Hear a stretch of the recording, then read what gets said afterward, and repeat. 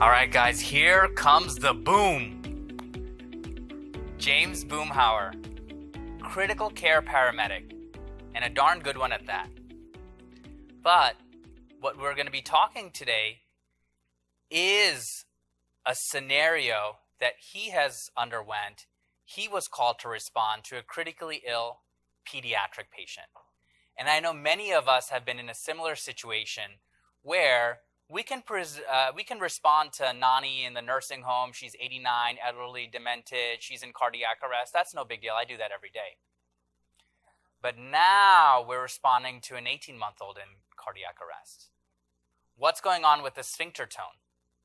What's going on with your own heart rate and your own blood pressure? What is your mind doing? Pre-planning? Perhaps. Or just freaking out, right? Now, at the end of the day, how are you going to reflect or introspect on that? Is that even a part of your clinical practice? How do you unwind when you get home after a tough shift, a tough day in the office, a tough day in the ICU, a tough day in the ER? So with that, James Boomhower, critical care paramedic from Boston Medflight.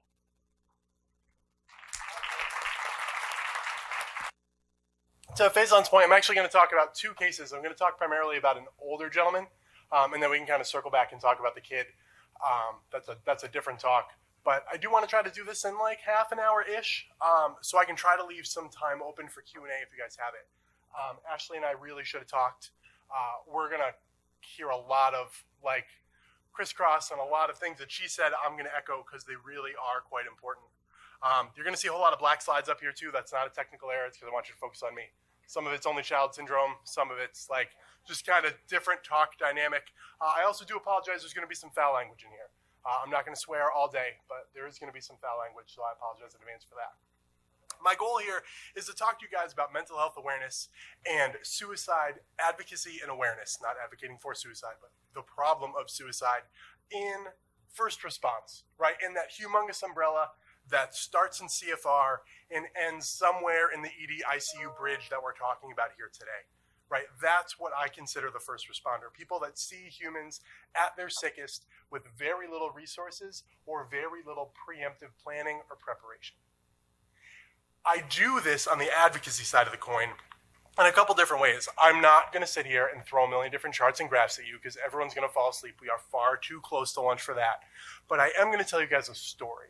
And with that story is advocacy.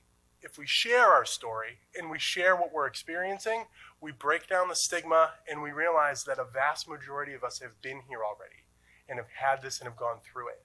So I give you guys all my social media so you can follow me, take funny pictures of me when I sneeze up here, do something so we can start to talk about this. You can say we're here, you can say that we had the conversation, and I want you to use the hashtag #StayFitForDuty.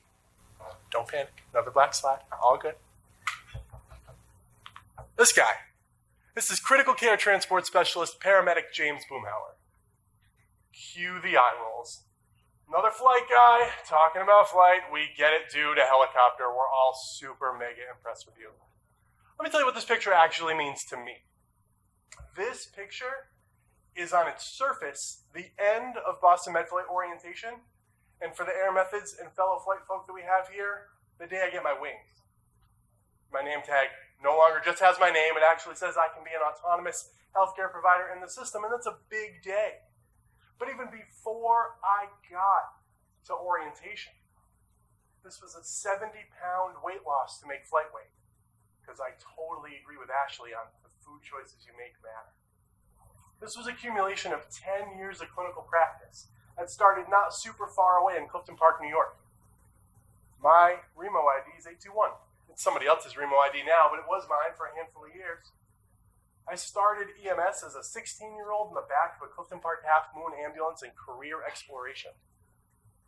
I went to college in Maine. I got my BS. I practiced as a paramedic in Maine. And then I did this Maine to New York back and forth for a while I was going through Boston Medflight's mentor program, which is essentially an unpaid internship where they figure out if they want you or not. And then I got hired. And then I went through orientation. So this, for me, big deal. Very, very big deal for me. I got to set the stage and let all of you know, as I'm sure many of you do, that you don't have a career that spans 10 years without friends, family, colleagues, and other individuals in your life that genuinely matter and are part of your inner circle. Fellow instructors, partners, colleagues, friends, family, kids from college, girlfriend, all in what I affectionately refer to as my castle. And the coolest part about being part of a castle in EMS, and I can start to see the head nods here, I don't ever need them for anything.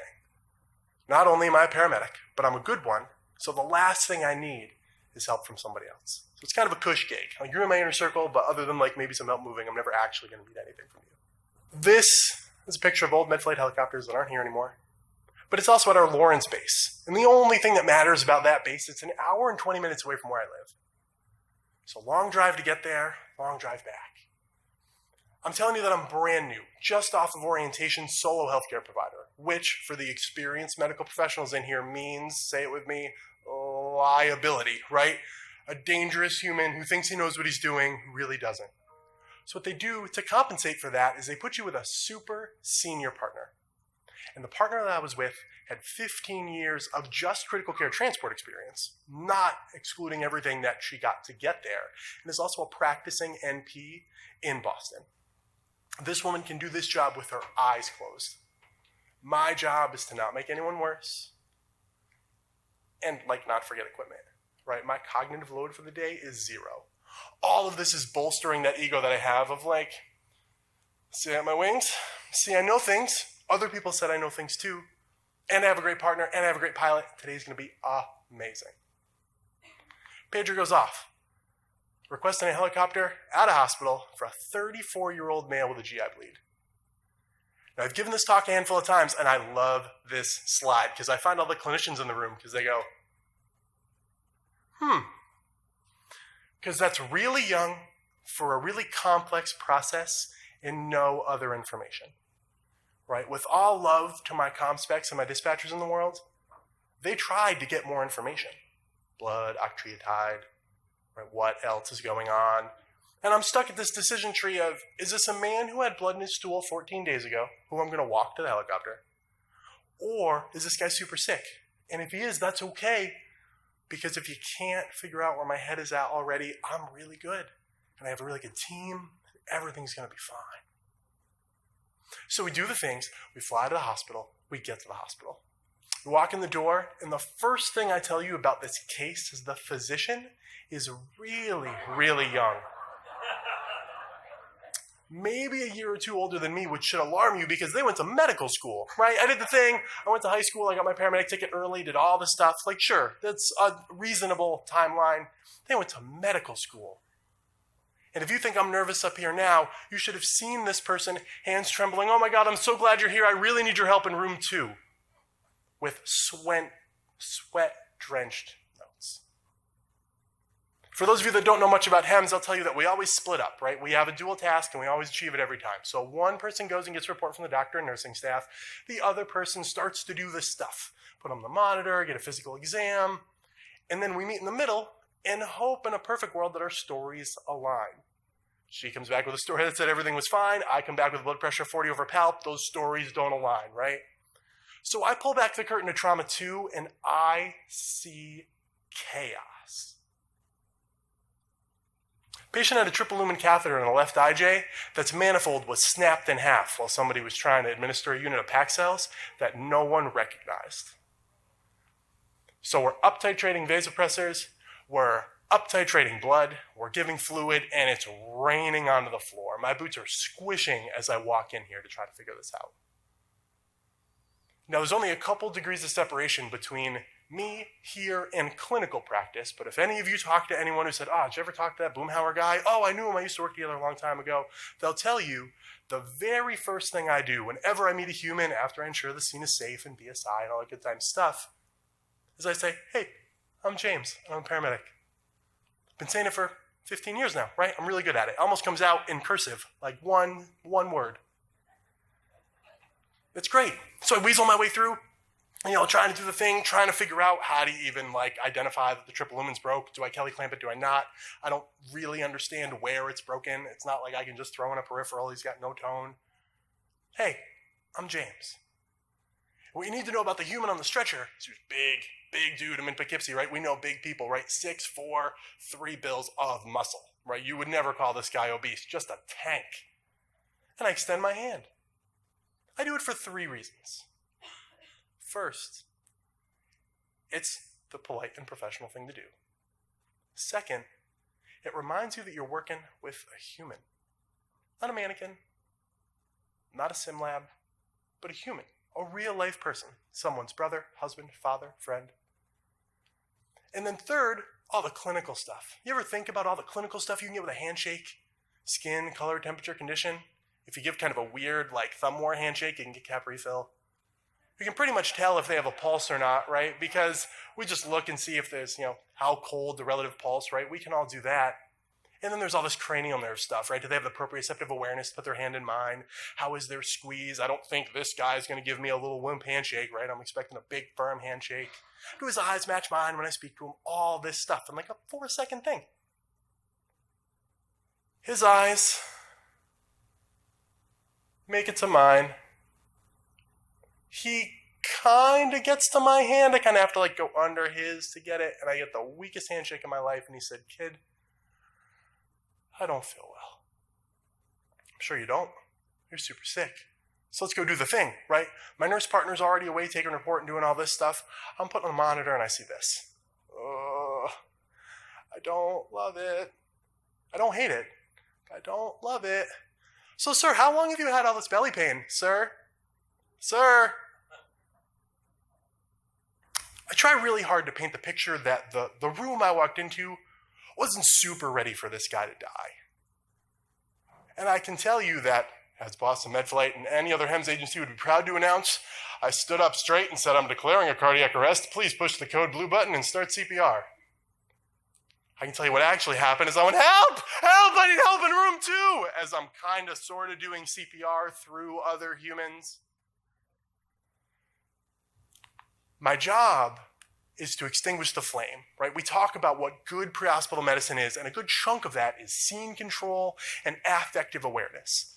You need to know when you call 911, when you call the helicopter, when you call whoever, that a competent professional is coming to you, and that presence will kind of calm everything down, especially if you carry yourself not arrogantly or with machismo, but with an air of, "I'm calm, I'm confident, and I know what I'm doing." Not this.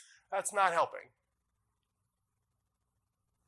Who here is a field trainer, senior partner, identifies himself as the old guy in the house? Right? Anybody? A couple hands. All right, perfect. You can feel it, right? You can see where my nurse was taking a report going, "That's the panicked scream of my little one. Excuse me for just a minute." Right? I know that scream. She pulls back the curtain and says, "I left you alone for 5 minutes. What happened?" There's nothing. Ashley talked about decision fatigue and cognitive overload. Where's my stress level? As a brand new clinician that just moved here, that's just off orientation, it's all good, but it's there. Now kill the man. Now ask me to remember my dose of octreotide. Octrea what? I'm sorry? I'm not very helpful right now. And a sign of a good leader is she identified it, took a huge step back and said, "I need everyone to stop and look at me. I've been off orientation for 5 minutes. That's muscle memory, right? I was like, "Ma'am, right, I'm ready for that. That's easy." This woman demanded and got the respect of an entire room in 1 sentence. Put the code back on the rails and away we go. Right, "James, I need you to do this. I need to grab that. Faison, can you grab this, that, and the other thing?" Situated, set up, ready to go. Beautiful. I know it sounds like I'm giving the sending hospital a hard time, and I genuinely assure you that I'm not, or at least not trying to. Because one of the things that they did very, very well was let the family know what was going on until they called for the medical helicopter. Because you have to remember, in pre-hospital medicine, every one of us is a period. Whether you're the guy on the side of the road and the person says, "I just called the ambulance, they're going to get you to the hospital." Or, "I just called the medical helicopter, they're going to get you to the other hospital." or a period or a plan. There's never a, they're going to see what they can do and give it the old college try, right? It's, this is what is happening and we'll keep you in the loop. The other thing you have to remember is this man walked himself into that emergency department on the relentless nagging of his wife who wouldn't let it go. Sometimes guys have blood in their poop, babe, it's fine. On day 4 of bloody stool, she says, you're going to the hospital, and then we're taking our kids for ice cream, and we're going to the movies. This isn't just a human on the stretcher. This is someone's brother, father, husband, and friend. So halfway through this code, one of the staff says, should we let the patient's wife know what's going on? Yes, please. We didn't know that no one knew. Oh my God, absolutely. Let's do good ACLS. Let's get a social worker in here. Let's see if she wants to come in the room. Of course she does, because she walked him into the hospital. Death is not on the agenda today in any way, shape, or form. I will never forget the sound of the scream that woman let out when she saw this. Walked him into that hospital. We do all the things. We set the bench up right next to her head, and for the next hour of a resuscitation, I can't even tell you what my own name is as I'm trying to process out a woman bargaining with her husband to stay alive. Everything from, I love you, you have to wake up, all these people are working really hard, to, get up, asshole, we're taking our kid to the movies, let's go. 90 minutes goes by in this cardiac arrest. 90 minutes. Because in HEMS and in every facet of pre-hospital care, I need like this much to take you to the hospital, right? You just gotta, somebody pretend we have a pulse for a second. If we get him to the Brigham, they might be able to ligate this whole thing and we'll be fine. It was machismo, it was bravado, and it was a refusal to believe that this person had died. Nobody was ready for him to die. Nobody was ready and willing to believe that he had died. We worked this code for 90 minutes. And then we left. From RMA to DOA to provided care and then stopped. Whenever a pre-hospital or out-of-hospital team leaves without a patient, it draws attention. Right? We all know this, right? Hey, what are you doing? Why is your stretcher empty? What's going on? I'll tell you proudly that we debriefed after the call. It was beautiful. It was eloquent. It went like this. You okay? You okay? Right? It was cursive. There was no sincerity behind that. I'm 28 years old. I'm on my 4th month here. Maybe 5th. No. But of course, yeah. Are you? Because you're covered in his blood and the tears of his wife are all running down your pant leg. Yeah, you'll have that. That's no problem. I'm good. I'm fine. We go back to the base, pack up all of our stuff. Do all of the paperwork, right? As everyone can slow nod. Oh my God, all the paperwork with that. And then I have that drive home. This is an eerily similar picture to 495 at 2 o'clock in the morning. I have broken the glass. I'm not okay. I need my team. Deploy the castle. Called my girlfriend. Top tier of the castle. I'll tell you, she didn't pick up. Shouldn't pick up at 2:10. Shouldn't pick up at 2:15 or 2:17 or 2:20 when my voicemails escalated to pick up the fucking phone. I need you. I go home. I drink every last ounce of whiskey that I have in my house. And I pass out face down in a blood-covered flight suit. Now, I wake up the next morning with the same number of missed calls that I sent out. Because at no point in this story should you think ill of the woman that I was calling at 2 in the morning. She'd fallen asleep and the cell phone had vibrated off the nightstand. Every single one of us has experienced that with a partner. Oh my God, I'm so sorry I missed you. Are you okay? I told you I had to leave a lot of things to take this job. She was one of them. She didn't move with me. She moved for her own job. So on top of all of this, we're looking at partners that are really far apart. It was that day where I realized that that beautiful, illustrious castle that I showed you had a crack, right? Maybe. And it didn't take much for me to look deeper at that crack and see what it really was an absolute pile of rubble. That says nothing to the amazing people that I put in that castle. It's how I took care of it, it's how I managed it, and it's how I dealt with it. I don't come here because I love to silently weep in front of strangers, right? I talk to all of you about this because one first responder commits suicide every 4 days in the United States of America. Every 4 days. Who here works 24 on, 24 off, 24 on, 3 days off, or some semblance of a Kelly schedule? Some half hands. Okay. Who here just works 24s? All right. Who here just works? Right? Yeah. The portable comes off. Sometimes I'm in jeans. Sometimes I'm not. Think about that in terms of shift. Let's make all the first responders in America your battalion. And let's make it a shift. Think of the clinicians you lose in a week's time. That data doesn't even include those who retired or were removed from duty. So you cannot tell me that number isn't actually higher. But I started Fit for Duty a couple years ago.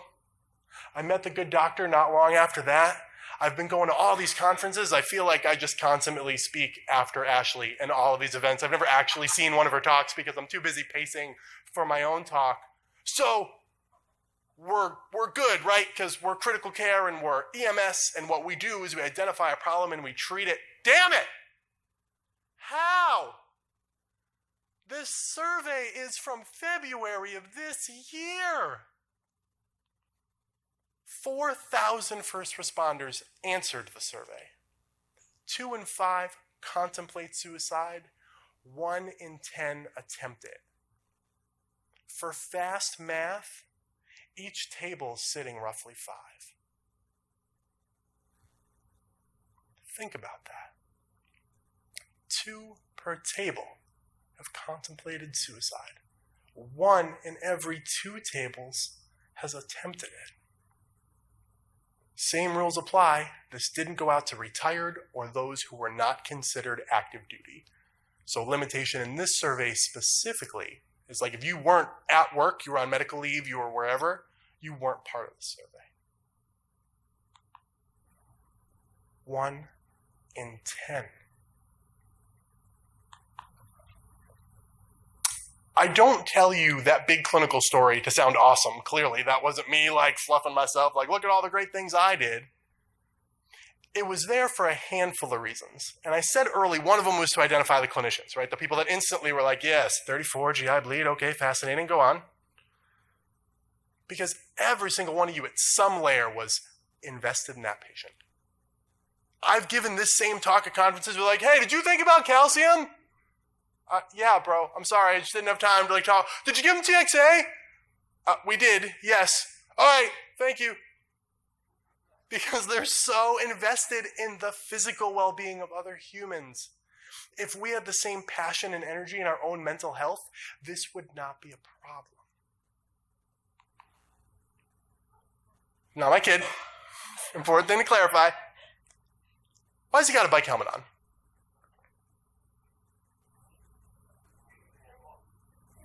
In case he falls off, to keep him safe, yes. Yeah. That's the standard answer, right? And fire departments give out helmets, right? Same time we give out car seats, right, and all that stuff, because we know it keeps them safe. Except, what keeps them safe is knowing how to ride the bike. The helmet is there if he crashes, but what actually keeps that person safe is knowing how to ride the bike. What if I told you that we don't train any of you how to ride the mental health bike? We're very good at passing out helmets, man. See James cry the other day after that 34-year-old died? Let's email him a 1-800 number so we can talk to a counselor he's never met for no more than 5 sessions before we start to charge him.